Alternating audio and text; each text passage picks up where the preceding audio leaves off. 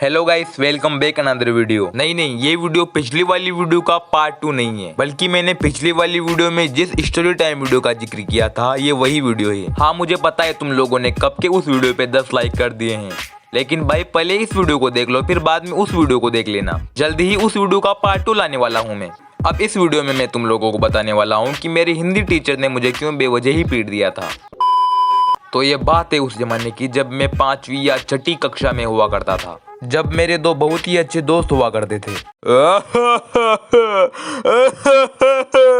बुड्ढे, तू ये कर क्या रहा है? हंस रहा है या रो रहा है या फिर खांस रहा है? तू कर क्या रहा है? रो रहा हूँ मैं।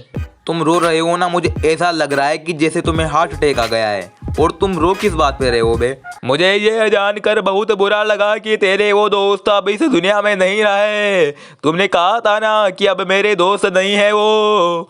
मुझे बहुत बुरा लगा। बुढ़े, तेरी ऐसी की तैसी कर दूंगा मैं। रुक, तू रुक, अभी रुक। अबे दरवाजा क्या बंद करता है बे? रुक ले। पता नहीं कहाँ से आ जाते हैं बे। एक से बढ़कर एक नमूने भरे पड़े हैं मेरे यहाँ पे। अबे तू ये क्या रिकॉर्ड कर रहा है बे? अबे कट कर इसको, कट कर। माइक बंद कर, माइक बंद कर। हाँ, तो मैं कहाँ था? हाँ, मेरे दो दोस्तों पर। अब मैं तुम लोगों को मेरे चिमकांडी दोस्तों के नाम तो नहीं बता सकता यार, उनकी सेफ्टी का सवाल है, लेकिन इस वीडियो के लिए उनका नाम रखता हूँ मैं कमलेश और विमलेश। अब मैं, कमलेश और विमलेश, हम तीनों बहुत ही अच्छे दोस्त हुआ करते थे। हम तीनों स्कूल में साथ साथ रहा करते थे, साथ साथ खेला करते थे, साथ साथ कूदा करते थे। हर चीज हम साथ साथ ही किया करते थे। अब हमारे स्कूल में लंच के बाद हमें एक ब्रेक मिलता था खेलने कूदने के लिए। उस ब्रेक में हम सब मिलके वॉलीबॉल खेला करते थे।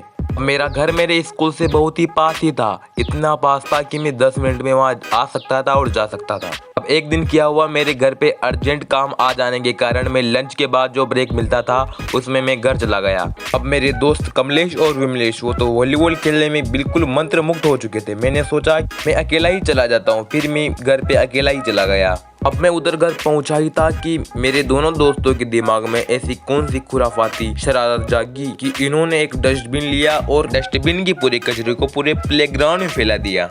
अब उन दोनों को ऐसे करते हुए हमारे हिंदी के टीचर ने देख लिया था। हमारे हिंदी के टीचर बहुत ही गुस्सेल थे।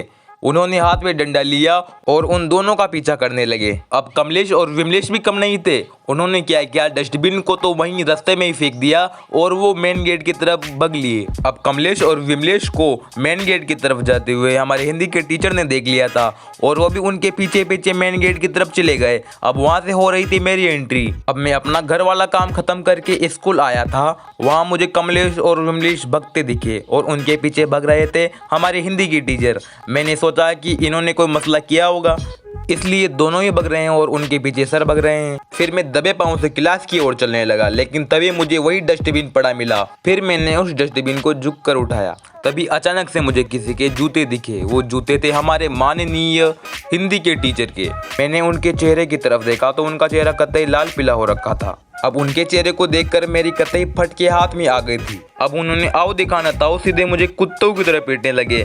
मैं मन ही मन बोल रहा था कि सर, मैंने ऐसा कौन सा अपराध कर दिया है जो आप मुझे ऐसे कुत्तों की तरह पीट रहे हैं। अब उन्होंने मुझे इतनी बुरी तरीके से पिटा कि सच कहूँ ना तो मेरे आंखों में आंसू आ गए थे। कतई फूट फूट के रोने लगा था मैं। फिर मैंने अपने हिंदी के टीचर से हिम्मत करके कहा कि सर, मैंने कुछ भी नहीं किया सर, मुझे बख्श दीजिए, मैंने कुछ भी नहीं किया। अब उनके सामने मैं कतई हाथ जोड़ के लेट गया था कि सर मुझे छोड़ दो, मैंने कुछ भी नहीं किया सर, मुझे माफ कर दो, मैंने ऐसी कौन सी गलती कर दी। अब इधर मैं हिंदी के टीचर के सामने ऐसे गिड़गिड़ा ही रहा था कि तभी वो दोनों कमलेश और विमलेश बेफिक्र होके हंसते हुए आए जैसे कि कुछ हुआ ही ना हो। फिर मैंने उन दोनों को हंसते हुए देखकर हिंदी के टीचर से कहा कि सर, ये वही दोनों थे जिन्होंने चारों तरफ गंदगी फैलाई और इस डस्टबिन को गिरा दिया। अब ये वही सर थे जिन्होंने मुझे डस्टबिन के साथ देखकर मेरी इतनी बुरी तरीके से पिटाई कर दी थी। अब तुम लोग सोच सकते हो कि ये सर इन दोनों की क्या हालत करते, लेकिन ताज्जुब की बात तो यह है कि उन्होंने उन दोनों से कहा तो कहा क्या कि बच्चों, ऐसे गंदगी मत फैलाया करो, जाओ जाके उस गंदगी को साफ कर दो। अब ये सब देखने के बाद मैं और फूट फूट के रोने लगा। मतलब यार, जो गलती मैंने की भी नहीं थी उस गलती की मुझे इतनी भयंकर सजा मिली थी। और जिन्होंने वो गंदगी फैलाई थी उनसे बस इतना ही कहा कि बच्चों, ऐसे गंदगी मत फैलाया करो। मतलब आपने मुझे तो पीट दिया, लेकिन अब उन दोनों को भी तो पीटो, उन दोनों को भी तो सजा दो। अब जब से लेकर अब तक मैं अपने हिंदी के टीचर से नफरत करता हूँ। अब ये हेट वाली नफरत नहीं, बल्कि दूसरी नफरत, स्कूल वाली नफरत की ये सर बिल्कुल भी अच्छा नहीं पढ़ाते, ये बहुत मारते हैं, बहुत पीटते हैं, ये बहुत गंदे हैं, वो वाली नफरत। अब उस घटना के अगले दिन में ये सोच रहा था कि जब मैंने कुछ भी गलत काम नहीं किया तब सर ने मुझे इतनी बुरी तरीके से कुत्ते की तरह मारा। अगर मैं ऐसे गंदगी फैला ही देता, ऐसा बुरा काम कर ही देता, तो वो तो मुझे जान से ही मार देते, मेरी जान ही ले लेते। खैर ये ठहरी बचपन की बातें, लेकिन इस टाइम में अगर कोई ऐसा काम कर दे या फिर टीचर उसे इतनी बुरी तरीके से पीट दे, तो वो बच्चा तो अपने माँ बाप को ही बुला लाए, पुलिस को ही फोन कर दे और उस टीचर को अरेस्ट करवा दे।